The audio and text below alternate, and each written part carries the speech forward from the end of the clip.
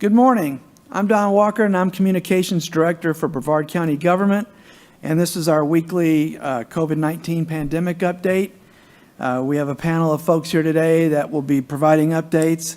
That includes John Davis, who is the Community Health Nursing Director for the Florida Department of Health, Brevard. We have Emergency Management Director John Scott. We have, in the past 3 or 4 weeks, have had representatives from the area health organizations joining us, and today is no different. We have Natalie Sellers, who is a spokesperson for Parish Health Medical Center. She'll be here today for an update. And as always, we have Jesse Ray, our social media specialist, who will be monitoring our Facebook Live event for any questions that we may get from our viewing audience, and also any questions that we may receive from the media. We will try to answer those during this update. So as always, I will turn it over to John Davis for the latest on how we're faring with the pandemic in Brevard County. John? Okay, thank you, Don. So we continue on a downward trend this week, which is the good news. We're seeing our daily case rates decrease. And so last week we were looking at 1,300 cases per 100,000. I'm anticipating when the numbers come out later today that we'll probably be down around 1,000 per 100,000, but I do want to put that in perspective. So anything over 100 cases per 100,000 puts us in the high transmission category for our community. So we're 10 times that level right now. So I do want to emphasize that there's still a lot of infection out there in the community. But again, we're heading in the right direction. I think we've definitely had reached our peak and we're on that downward trend. So we're hopeful about that. Testing, the demand has decreased somewhat. I know at the health department, we're averaging about 300 folks a day coming in for testing. So that should be widely available for those that need testing at this point. Hospitalizations, on our weekly call with the hospitals across our county, all facilities are continuing to experience staffing shortages. The ICUs, some have had increase in admissions, but overall there has been a slight decrease in COVID admissions in the hospital. I think statewide it's decreased 12% over the last week. Again, the majority of those are unvaccinated. Our long-term care facilities and assisted living facilities, we do continue to see outbreaks in these places. However, there's been very little hospitalization. I think a lot of that's due to the fact that that particular cohort's very well vaccinated. They have a very high vaccination rate. And so we really haven't seen a big hospitalization from folks in those type settings. Our vaccination rates for the county, overall, we're at 69% for those that are vaccine eligible. That hasn't moved from last week. So again, we kind of remain static there. Our preteens are at 17% vaccinated. That really didn't change from last week. Teenagers, 51% of that age group has been vaccinated, a slight increase of 1%. And we're about at 25% of our residents had received a booster. So again, trends are heading in the right direction, but definitely want to emphasize vaccination, masking in public indoor settings, social distancing if you can, and certainly hand hygiene. And again, if you're ill, please stay home. And that's what I have, Don. All right, thank you, John. Throughout the pandemic, Brevard County Emergency Management has been partnering with not only the Department of Health, Brevard, but other agencies to provide testing and monoclonal treatments. And there has been some action in those fronts this week, and I will turn it over to Emergency Management Director John Scott for an update. John? Good morning, everyone. Again, my name is John Scott. I'm the Emergency Management Director for Brevard County. A couple of quick updates, and I want to build on a couple things John highlighted for us. One, we are seeing testing demand continue to fall across the county, which is encouraging, as it means hopefully less and less people are getting infected, although we know our numbers are still high. As a result of that testing demand falling, at the end of the day tomorrow, which is Saturday, we'll be closing the testing site in Rockledge. One of the things we work very hard to do in emergency management and with our partners is to always make sure we're utilizing all of our available resources as effectively and responsibly as we can. And given the demand we've seen drop off, especially at the Rockledge site, in consultation with our partners, we thought it was the right time to move that operation, to close it down, because we still have 3 testing sites throughout the county. We have the site at Parrish, we have the site at the Department of Health in Viera, and then the site at West Melbourne's Field of Dreams. So that's still good north, center, south coverage for anyone who wants to get tested. In addition, we know that pharmacies, urgent care centers, doctors' offices, all of those folks continue to offer testing, and that those are becoming more available. Additionally, I want to highlight, we talked last week and the week before about the federal program where you could request at-home test kits. You would get 4 per residence. That went live on the 19th of January, and I can tell you from people I've talked to that they're already beginning to receive those kits. So those kits are coming to folks at their house. If you haven't already signed up, there's a graphic on the screen with the website on how to do that. But again, that's 4 tests per residence that's coming out there. So we continue to make sure we have adequate and strong coverage throughout the county, but also that we're utilizing our resources in the most prudent way possible. So that's where we are with testing. I want to talk a little bit about monoclonal antibody treatments. For a while, we've been able to offer those treatments first at Kiwanis and then at Rockledge. This past Tuesday, the FDA made a change in how it approaches some of the monoclonal treatments and revised the emergency use authorization for the 2 primary treatments that the state of Florida was offering. That decision basically meant that they were no longer effective for Omicron and couldn't be used given that Omicron is the dominant strain right now. So as a result of that, working with the state and the vendors who run those sites, not just in Brevard County, but across the state, all of those sites have been closed. So there is not a monoclonal option right now. I know the state and the feds are working as hard as they can to continue to get more treatment options into the state, not just Florida, but across the nation. So as more becomes available, we will work to make sure we continue to offer as many treatment options for folks in Brevard. Just right now, the monoclonal is not one of those options. And then lastly, I want to say, and we talk about this every week because it's really important to how we sort of continue to battle this COVID pandemic and highlight the good common sense measures that John talked about already, which is, yes, numbers are trending in the right direction, but we need to remain vigilant here. We still have a lot of virus in our community. We're not out of this yet. So let's continue to do all of the good common sense measures that we know work, right? So that's face covering, that's social distancing, that's masking, that's vaccinations, and that's staying home when you're sick. All of those things are how we continue to make sure our numbers continue on the downward slide and we begin to get out of this surge. Don? Thank you, John. As John Davis with the Department of Health mentioned, this pandemic has had an impact on our local health organizations. Over the past several weeks, we've had representatives from Health First and Steward Hospital Systems here to provide us an update on how this is affecting their hospitals. And today we have Natalie Sellers with Parrish Medical Center here for an update on how it's going at Parrish hospitals. Good morning. And thank you. It's my pleasure to be here this morning to give you an update on behalf of Parrish Medical Center on our COVID-19 status. The information that I will be providing today is more of a month-to-date review of what has been going on in our healthcare system. And so this is for the period of January 1 to January 27. Overall, average daily census for inpatients is 113 and 79 for our emergency department. Total number of COVID patients we have cared for either in our ER or as an inpatient month to date is 437. Total number of vaccinated patients month to date is 190.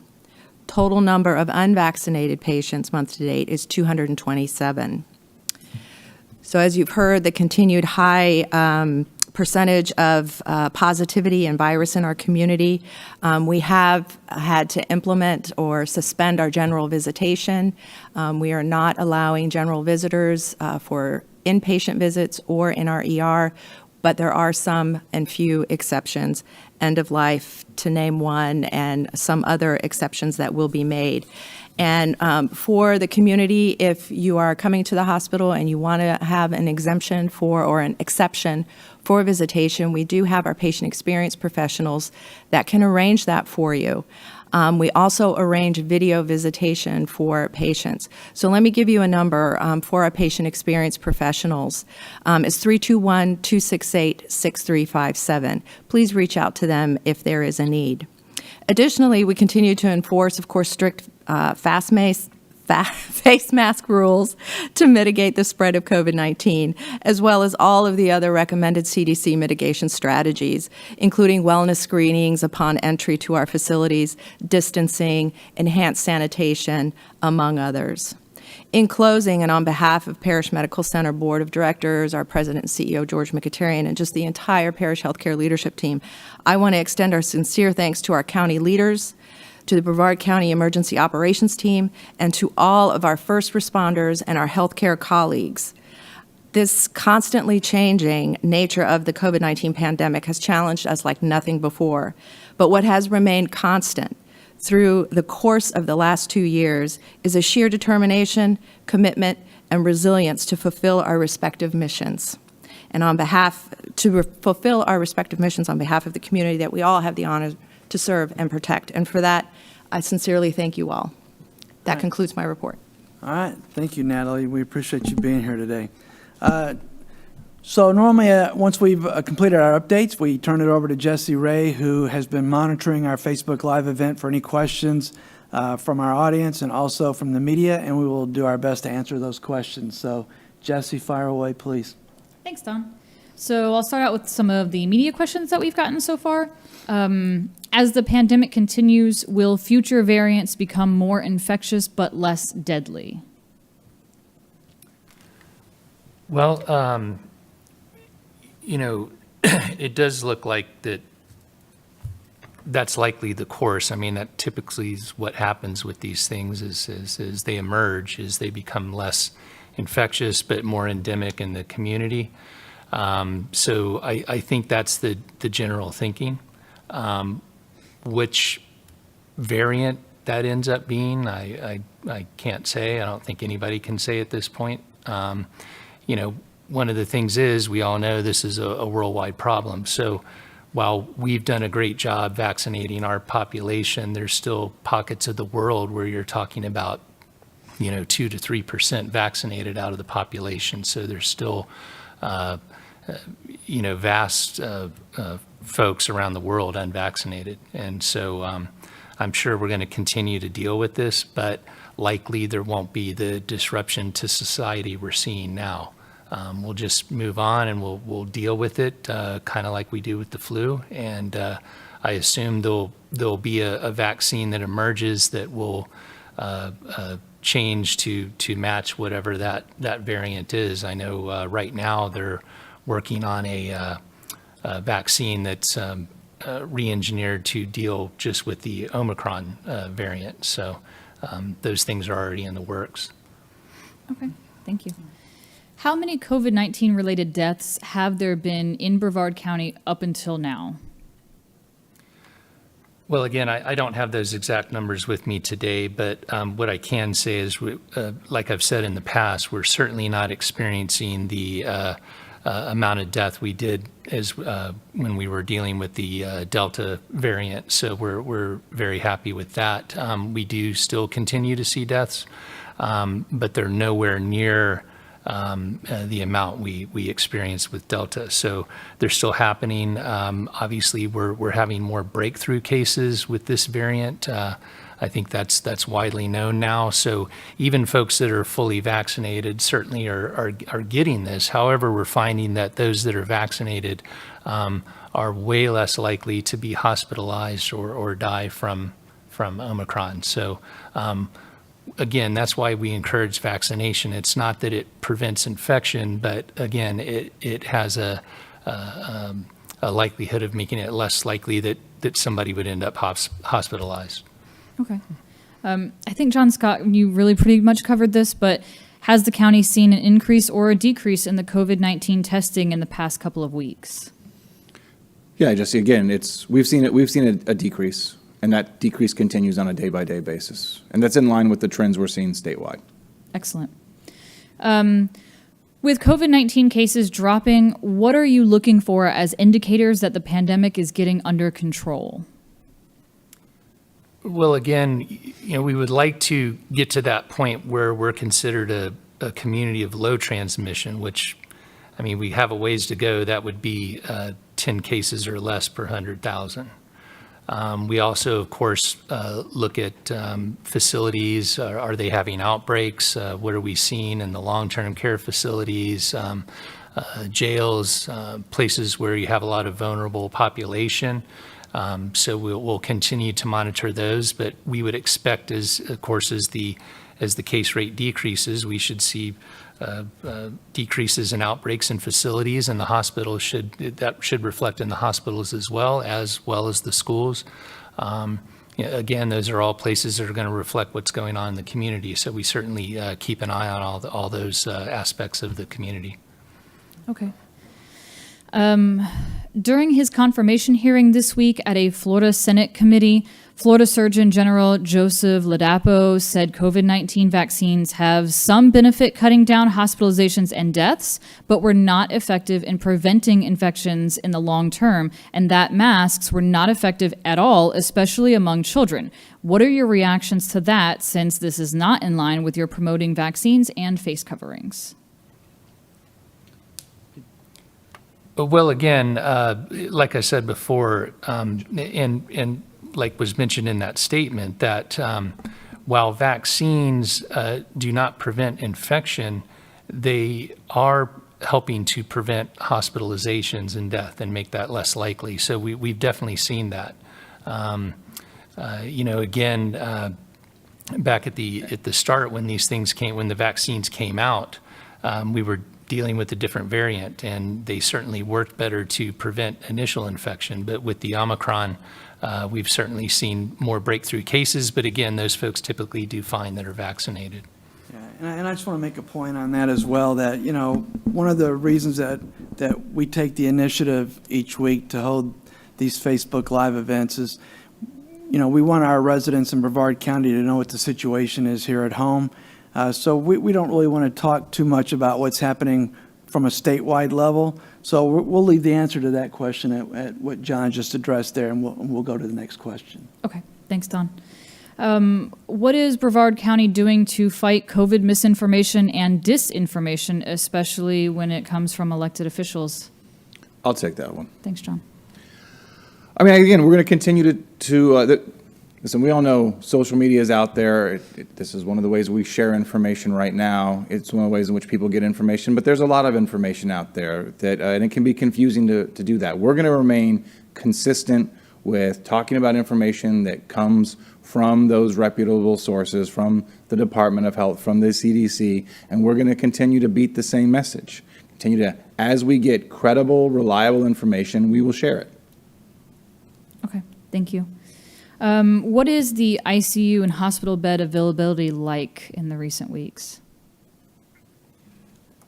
Again, I think overall there's been a slight decrease, particularly over the last few days. So there is availability, and I don't know if you want to speak to Parish's particular availability, but again, there's availability at all hospitals right now. Did you want to mention Parish at all, or? No, I would agree. There is availability. Certainly, all of the healthcare systems, including Parish, we're seeing a high number of hospitalizations and a high number of visits to our emergency department, but certainly we are all ready and able to take care of the patients that come to us for care. Okay. And just, I'll chime in just to sort of provide some context. We're still nowhere what we saw with Delta. And I think that's an important point in this, is that Delta really pushed our hospital systems, and they did a phenomenal job adjusting and expanding to meet that. And while, as Natalie just said, yes, they're seeing more people there, we saw much more during Delta, and we were still able to function quite well in that setting, so we're okay. Okay. Is another surge anticipated with the newest stealth Omicron variant? Well, I don't want to make any predictions on it, but from what's available now, from what they found, this Omicron variant, the BA.2, it shares about 30 mutations with the current Omicron variant we're dealing with. And it actually was found in South Africa as part of their Omicron wave. It just didn't make up the majority of cases there. Now it appears in Denmark, over 50% of the cases are from this new subvariant of Omicron.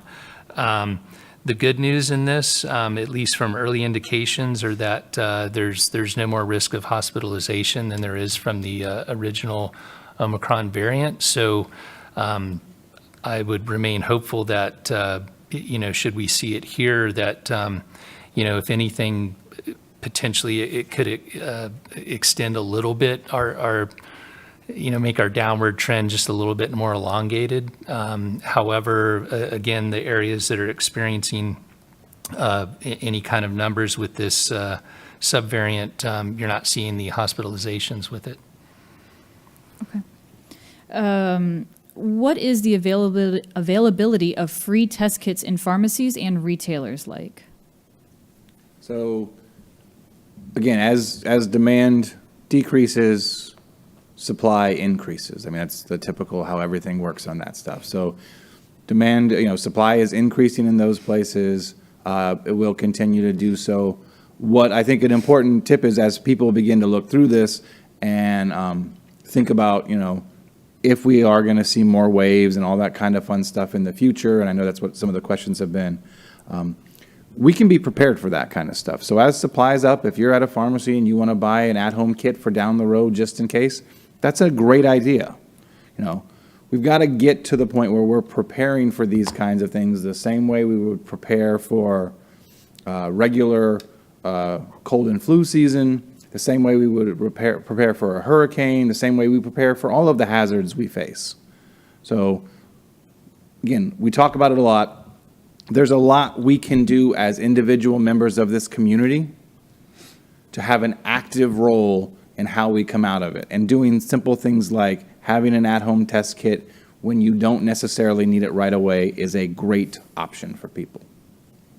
Okay, thank you. Many people say and have said that the current Omicron variant is nothing more than a cold. How accurate would you say that description is? Again, as we've been pointing out before, particularly when questions of natural immunity have come up and we've spoken to this, is that each individual has a different immune system.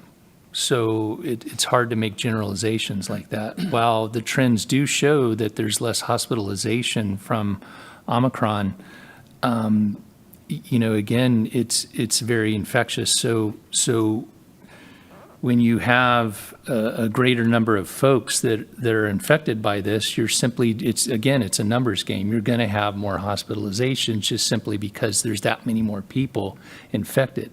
And you're always going to have that percentage that are high risk, a lot of comorbidities. So the danger's there. And certainly we do continue to have deaths, again, although not in the numbers we saw with Delta, but they're continuing to happen.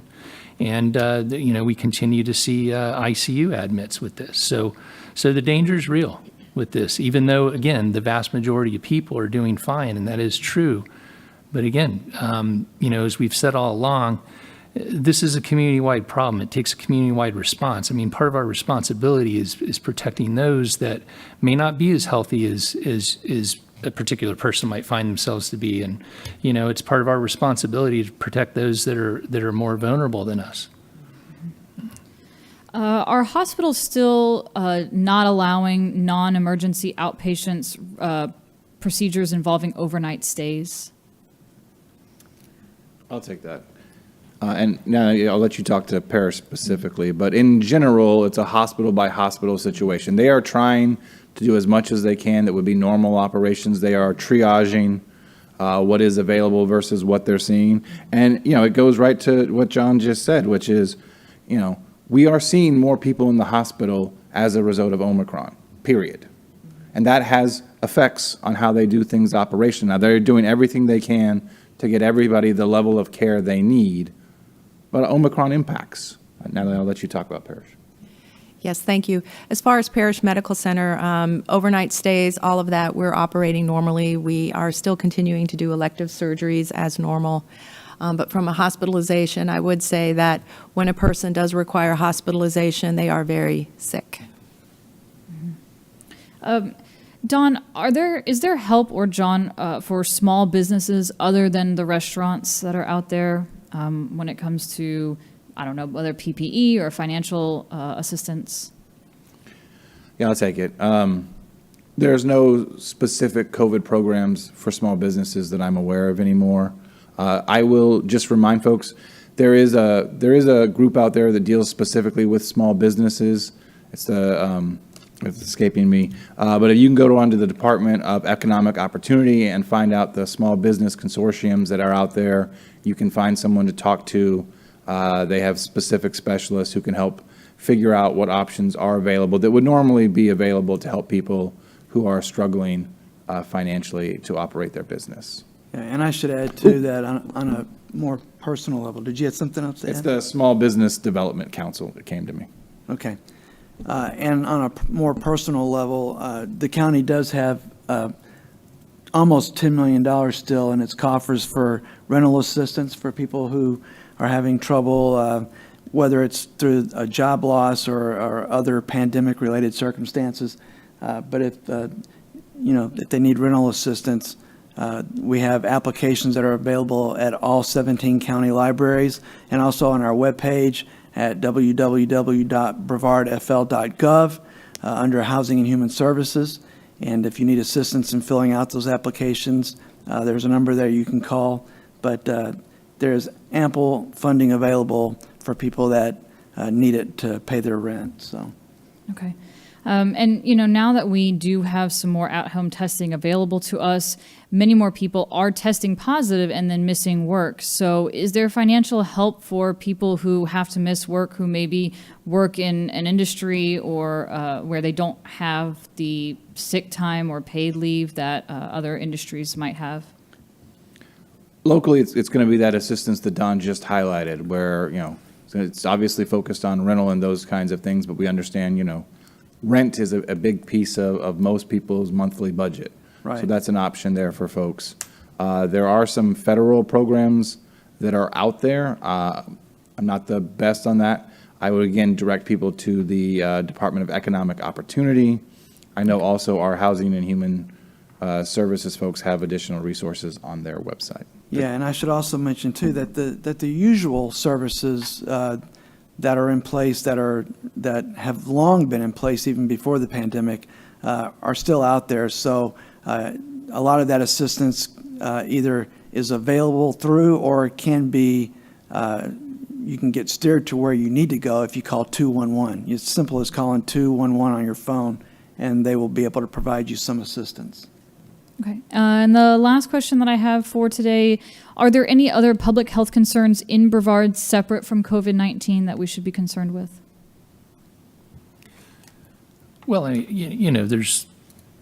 there's always things that, we deal with and we've continued to deal with on a day-to-day basis throughout this. Certainly we, on a daily basis, deal with all reportable diseases through our health department. So that's nothing different than what we do and what we have done for many decades. So that work continues throughout this crisis. Certainly, we've had to bring on more staff to deal with the current surge and of course, the contact tracing and all that went along with it. But we've had staff dedicated throughout this time to deal with those reportable diseases that we track and monitor and mitigate on a day-to-day basis. And it's still flu season. Sure. We're seeing it. Luckily, the numbers aren't too bad, but again, we certainly encourage flu vaccination as we do every year. But again, we certainly see the ones and twosies of other diseases out there that continue to happen. Yeah, and even with the fluctuations in temperatures, just the allergy-related type. I mean, I know a lot of people that have had sore throats, coughs, things like that, and they take the COVID test and they're negative, but that doesn't mean they're not sick. They just don't have COVID. So, And that's all I have for today, Don. Thank you. okay. So just a reminder, as John mentioned earlier, the testing site at the Rockledge City Center will be closing at the end of the day tomorrow. I will be putting out a press release on that later today. And while I missed my calling as a weatherman, I do want to mention that we are going to experience, as someone said earlier, crazy cold conditions this weekend. Tomorrow, I think the low is 35 degrees. On Sunday, it's actually below freezing at 30 degrees. And even on Monday, we're still looking at 33 degrees as the low temperatures for the day, with highs only getting in the 50s. So, think safety first, along with the social distancing and things like that you need to do to avoid COVID. Also, remember that, space heaters can pose grave dangers. Don't put them around curtains and things like that could ignite. Think safety again, and stay warm as best you can. So have a good weekend. Thank you.